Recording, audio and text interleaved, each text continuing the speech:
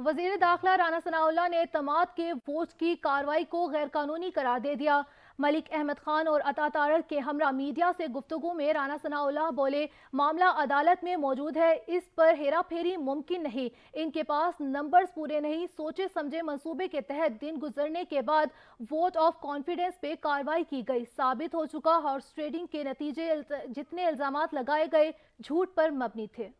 उनका जो भी ये नंबर होगा, जो नंबर भी वो शो करेंगे, वो बिल्कुल जालसाजी से होगा और उसके ऊपर कोई एतमाद नहीं होगा, उसका कोई क्रेडिट नहीं होगा, क्योंकि उन्होंने इस अमल को जो है वो फेयर इलेक्शन के तकाज़ों या वोट ऑफ कॉन्फिडेंस के तकाज़ों के मुताबिक जो है वो नहीं किया।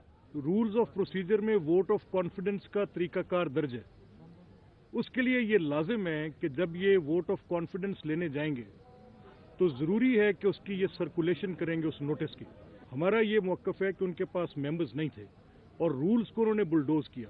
इनके पास मतलूबा तादाद होती तो ये 21 दिन ऐसे न फिरते। इनके पास मतलूबा तादाद होती तो रात के 12 बजे ये शब खून न मारते, ये दिन के उजाले में लाते, ये लोगों को सामने दिखाते। अब बदनीयती क्योंकि शामिल थी और नंबर पूरे नहीं थे, तो इन्होंने उसको कवर करने के लिए और गिनती में धांधली करने के लिए पोलिंग एजेंट्स मुकर्रर नहीं किए, रूल्स को बुलडोज किया। इनके पास बंदे नहीं थे, बंदे नहीं हैं और ये अब धांधली के जरिए गिनती करवाना चाहते हैं। इसलिए हमने ये बॉयकॉट किया और हम ये अदालती कार्रवाई में जाएंगे और ये बात साबित करेंगे कि इनके पास 186 अराकीन की तादाद नहीं थी।